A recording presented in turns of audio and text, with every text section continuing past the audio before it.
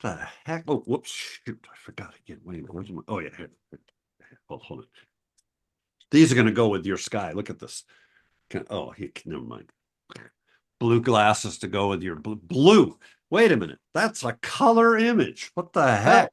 Well, is it really? Isn't it a monochromatic image? If I had Oh my to God. It has color, color in it. Hello, blue's a color. it would be this would be how I would do color. Very monochromatic blue images. I don't know why. I've only got two images on my website in color, and that's one of them.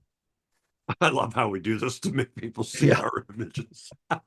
uh, Oh uh, boy.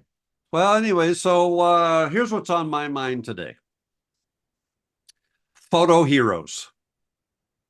Do you have a photo hero that, and in my mind, a photo hero might be somebody that you follow because of their imagery, because you just love their work or their philosophy. A Guy Tal comes to mind.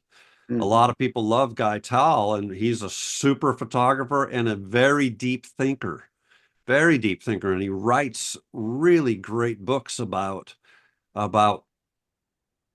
how he feels in the process and connecting and all that stuff that I really, really like. So I like his work a lot.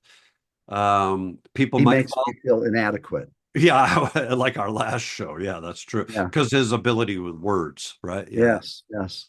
But I'm sure there's a cult following for Cole Thompson, that Oh, I'm love. sure there is. My dog, my wife, my Yeah, my mom. me. Secretly, Chuck Kimmerly follows you. I would love to meet Chuck one day. You know what? And if you do ever meet Chuck, go have some Mexican food with him. Introduce him to Good that idea. Mexican place. Good idea. Oh my That's an God. inside joke, folks. That He's is actually met insightful. Chuck, but he can never remember. But seriously, do you have photo here? So how about you? Yeah, yeah. What are your thoughts on that? Having photo, you've certainly talked about Weston and Campanagro and Adams way back when you actually looked at images before becoming celibate. But what are some of the pluses and minuses to having, heroes that we follow? Well, my earliest one was Ansel Adams, and I loved his images. But in truth, my real photographic hero is Edward Weston, Oh, not because of his images, but because of his photographic philosophies. I've mentioned before that I every year read his day books, yeah. just wonderful diaries that he wrote. He burned most of his diaries and only No, salvaged those two, I which had has no been, idea. yeah. I don't know why. I've done stupid things like that though before, where you say, "Oh, this work was terrible," and you burn the negatives and everything, and then later you Huh, wish you had that visual history. yeah. But reading Edward Weston's day books along with the Ayn Rand novel, The Fountainhead, really formed my photographic philosophy. And so those are my heroes. And is it a good idea to have a photographic hero? I think you can go too far, where I was trying to imitate Ansel Adams' images, literally going to Yosemite and trying to find where he stood and recreating the image. That's no good. Ansel's done Ansel. What can I do to express my vision? Yeah, I think that's good wisdom. And this goes to things we have talked about because they're kind of the ones that we like to talk about. And that is, getting understanding that some people are going to copy, and there seems to be that phase that people go through. But certainly getting to a place where we're expressing our own vision is Well, seems to well, be. who are yours? And is it photographically you admire them, or is it philosophically you I would admire say them? philosophically too. And if I think that the first one that's going to come to my mind is Freeman Patterson, who some would say as they look at Freeman Patterson's work, his photography, it might not rise up to the grand stature of a lot of other people. But when you read Freeman Patterson's writing, once again, your reaction to Guy Tal, that's my reaction to Freeman. Freeman is thinking in such a different plane than I am. And so reading his work and studying his images early on, I've always held him up as my mentor, even though he's not been a mentor per se. I've studied with him in South Africa, And that was an amazing experience. So there's certainly mentorship going on there, but it was absolutely his philosophy. And then Nancy Rothenberg, who was my mentor, and most people don't even know about, which I think is interesting. So it's not a big name person, right? It's not somebody who made it according to all the metrics of fame and fortune, but she was an amazing human being, also a psychologist, interestingly enough.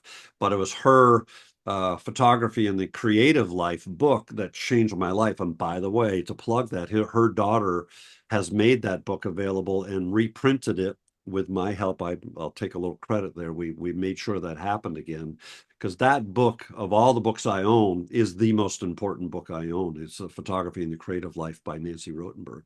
Now And she passed. Is Freeman Patterson still alive? he's still alive. Yeah, Yeah. he's still around in his late 80s or mid 80s, as I understand it. And then certainly I was influenced by, Ansel Adams, and I had the negative and the print, as we've talked about in other shows. So I agree with you. And I think our message of the show, our hope is to say, hey, it's okay, right? I mean, to follow people. We're thrilled that you follow us, right? That's a great thing. Um, but just that caution sign goes up again, right? That we don't want to become Cole Thompson, and we don't want to become Guy Tal or Freeman Patterson.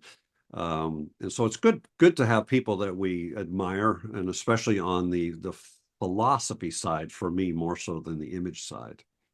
Yeah, I think the think for yourself, see for yourself. Those are important concepts for me. Yeah. I try to think of other people who might have influenced me philosophically. One big influence has really been the Beatles, Oh yeah. um, because as you look at their beginning songs, very simple pop lyrics, repetitive, Yeah. unsophisticated. And then as each album came out, they became different and more sophisticated. And I thought, my gosh, you never know what the next Beatles will look like. They Yeah. were always morphing and being different. And that's always been a model for me. How can I be different? How can I explore something new? How can I change subjects or change genres? Yeah. So that was always inspiring to me. Good, really good analogy there. And we seem to always fall back to music, don't we? Mm. That's a good thing. Well, good. So who do Well, you follow? Why do you follow them? Is it their photography or is it their philosophy? Can you follow too closely?